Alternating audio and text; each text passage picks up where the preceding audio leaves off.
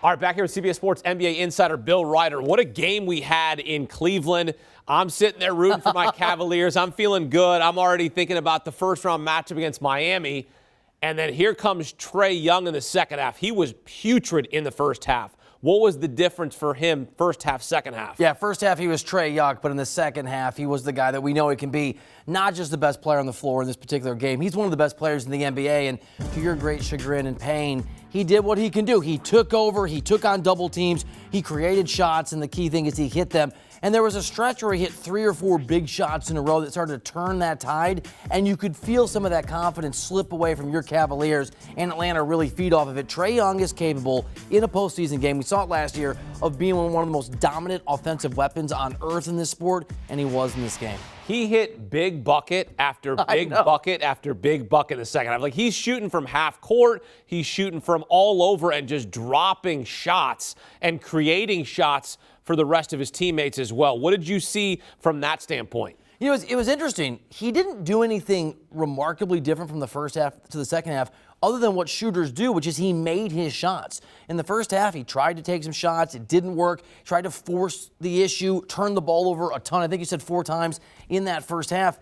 And in the second half, like it's going to happen with guys, he locked in, he hit some of those shots, he got in the zone, and he became almost unbeatable. And there were some moments where he was double-teamed, the ball went to Bogdanovich and some other guys, and the offense stalled a little bit. And after that, down the stretch, last 5 minutes, you saw Trae Young just decide, it's me, I'm taking over, floater, 3-point shots, get to the free throw line, whatever it is, I'm going to make sure this goes the right way. What did the Cavaliers fail to do in this game? I mean, look, it's really difficult to place blame on a young team like the Cavs who aren't really a contender when a guy like Trae Young does what he does. Now, if you want to pick a little bit, you got to slow down. You have to calm down, move the ball a little bit. There were times as the lead went from 14 to 9 to 7 that they rushed the offense a little bit. And you could see guys like Darius Garland, who had a really good game, and others trying to win that game in that moment. They should have slowed it down, maybe brought the tempo down, tried to throw Trae Young off his rhythm. I'm not saying play dirty, but maybe a little more physical on Trae Young. They didn't do that. But in the end, when a guy of that caliber plays at that level, there's not a lot you can do, which you can ask the Knicks and you can ask the Sixers from last season. Well, what was wild was the fact that at halftime, Atlanta was 3 of 17 from beyond the arc. It was a tale of 2 halves for Atlanta. I mean, that's basically what this boils down to. The third quarter, Atlanta took the lead. Atlanta never relinquished the lead. It was them dictating the tempo in the second half, and Cleveland really could never come up and figure a way to come back. Because you had said as we're watching this game, you're like, the Hawks are going to win this game. I did. They're going to come back. They're going to come back. What did you see that you said, you know what, I have confidence in this team? So the Atlanta Hawks won the game twice, and the Cleveland Cavaliers lost it twice because when Trae Young couldn't make a shot, and when he was turning the ball over and he was frustrated, and when you started to see some of that panic happen for his team in the first half, that's when a team like Cleveland, any team that wants to advance and win that game, has to push that lead, not to 14, to 17 or 18 or 19 or 20. And they had chances to do that, Akeem, when the inevitable Trae Young run, when the inevitable hot streak comes. It's not 9 or 7 and you start to feel like it's too close. It gets down to 13. There was a chance for that Hawks team to be put away more or less in the first half, and the fact they kept it close, it was close at halftime, it was a huge boost to them to be able to feel like, all right, we get a little bit of a run, we're in this thing. Yeah, in the first half, Lauri Markkanen was really the story. He was 5 of 8 from beyond the arc, but in the second half, he went 1 of 4 from beyond the arc. Blame me for that. I nicknamed him LeBron Markkanen, and I shouldn't have done that because that was too much. And here's the other thing about Markkanen.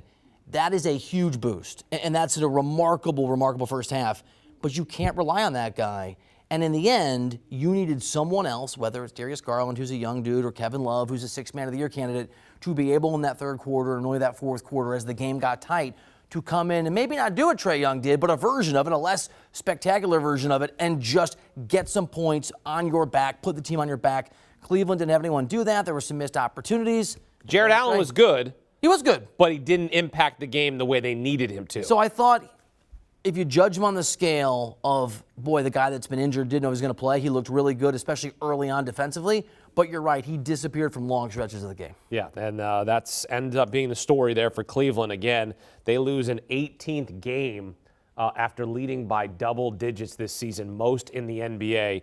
They had a 14-point lead in this game. They lose 107-101. So Hawks moving on to play the Heat. Yeah. How do you evaluate this matchup in the first round?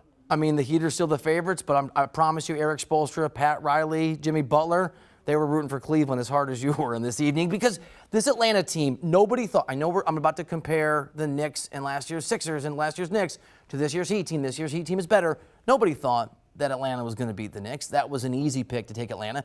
Nobody thought that Atlanta was going to beat Philly to go to the Eastern Conference Finals. Wasn't an easy pick, but they did it. And they pushed to 6 games the Milwaukee Bucks, the eventual champions. This team, what you saw in the second half, they're capable of that. Not every night, but over a 7-game series, that version of Trae Young is going to show up enough to instill your team with confidence. I think the Heat win. I think they're a championship contender.